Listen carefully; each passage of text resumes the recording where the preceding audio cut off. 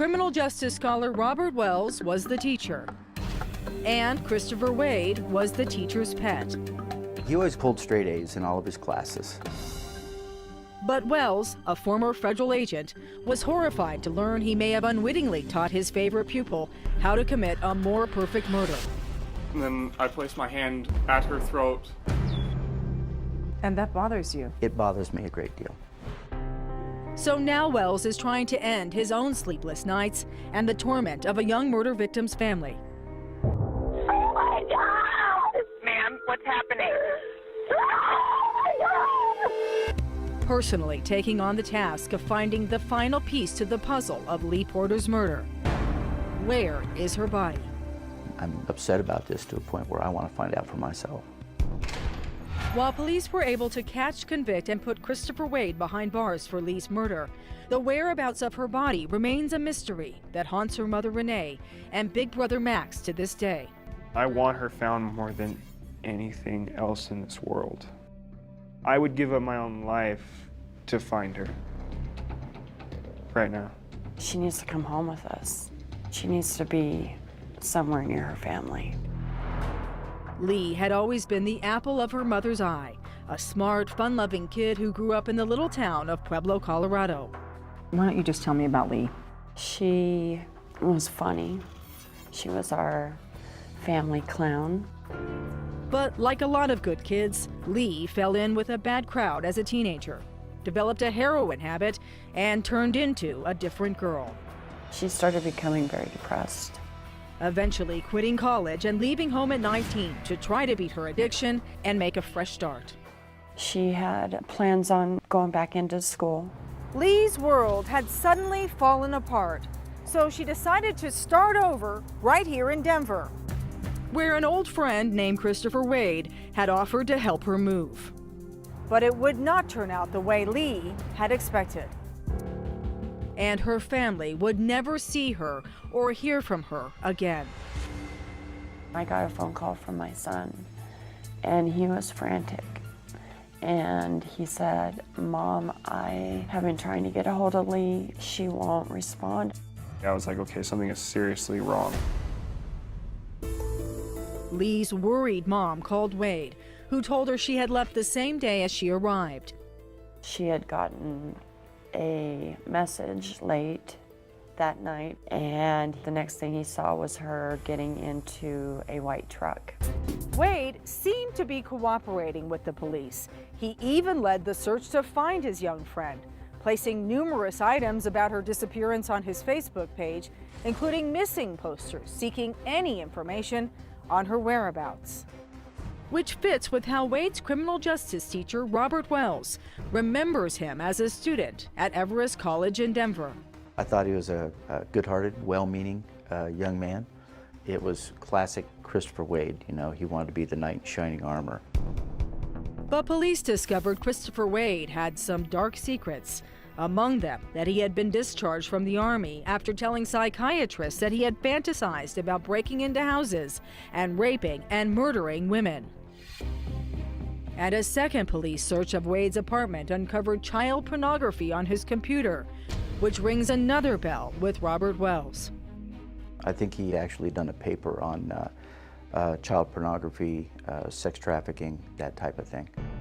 Police would also find a duffel bag full of women's underwear in his closet and a lot of blood on the floor. We poured bleach in several spots. We were able to actually get DNA samples and blood from the outside of those bleach spots.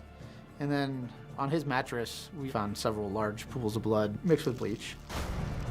That sends chills down the spine of Wade's former criminal justice teacher, Robert Wells. Do you think he used what he learned in your class to commit this crime? Well, talking to the authorities, it appears as though he may have. We talked about certain ways that perpetrators can go in and commit a murder using bleach to clean up blood and crime scenes to make it hard for the forensics to get a good identification on the subjects or the victims or the perpetrators. Wade also learned police couldn't match blood to a victim without a body. So it appears as he could have used some of the things that we taught in our classes.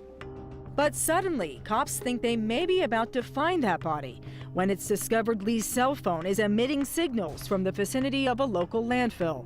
We moved about 50,000 tons of debris. Robert Wells didn't know it at the time, but his knowledge of his former criminal justice pupil, Christopher Wade, would soon make him a key player in the search for missing teenager Lee Porter. And ironically, I just happened to be the killer's instructor of criminal justice. Which is why Mom Renee reached out to Robert Wells, a 23-year federal law enforcement veteran who now heads an organization called Family of Homicide Victims and Missing Persons. If there's any way to find her and bring her home, that's why I'm involved. Police thought they might have a good chance of finding Lee when they discovered her cell phone was emitting signals from a local landfill, where they would remove 50,000 tons of trash, debris, and dirt looking for her body. Police scoured this landfill and they found all of Lee's personal belongings, including her wallet, cell phone, clothing, even her jewelry. The only thing they could not find was Lee. You described your heart dropping. You know, I haven't felt that a lot in my life. I felt she was gone. Lee's family and the cops were sure Christopher Wade had killed Lee. But without a body, it was going to be hard to prove in court. In all no-body homicides, it's easy to put a little bit of doubt into a juror's mind that what's the chances that Lee walks back through that door? Then what? Are you going to convict this guy of murder without ever seeing the body? What police did not know was that Lee's older brother Max had been working the case on his own, befriending Wade on the phone. So I started making him think that he could trust me. I started making him believe that he was helping us look for her, is what I did. And Wade ended up meeting Max and 3 of his friends in this park. Max confronts him point blank about murdering his sister. I'm telling him, I know you know, I know you know, and then eventually he breaks down. He's like, okay, yeah, I know. Unaware, Max is recording the conversation on his cell phone. Wade admits he killed Lee, saying she tried to stab him with a knife when he refused to get her drugs after they'd had sex in his apartment. She was thrusting at my belly. I sidestepped the first, then she thrust again. I turned, grabbed her, stepped forward and twisted her around so that her body was in between me and the knife. I started squeezing on her throat. Then it was like a rubber band snapped and she just went completely lax. It took me completely by surprise and I ended up cutting her. And I dropped her.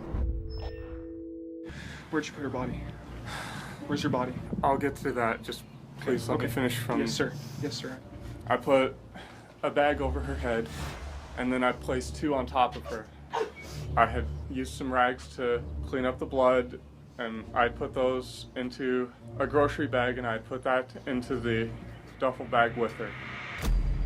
I did the only thing I could think of, and God help me, I put her in the dumpster. Wade called 911 himself. 911. Yes, I'd like to confess to a murder.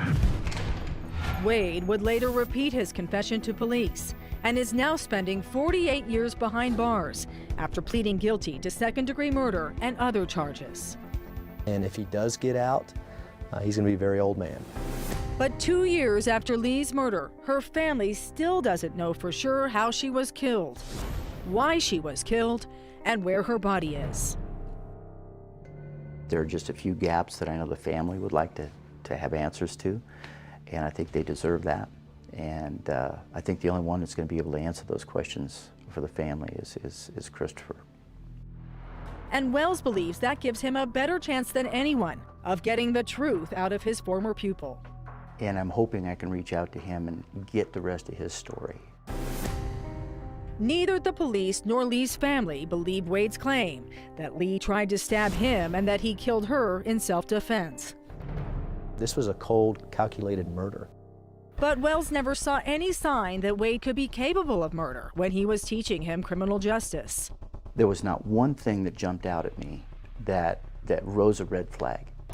Wells believes Lee's murder must have been a spontaneous act. Something had to trigger such a violent act, and I'm hoping to be able to figure out what that is. Christopher knows where she is. Yes, absolutely. And I got a feeling that sooner than later, the rest of the story is going to come out.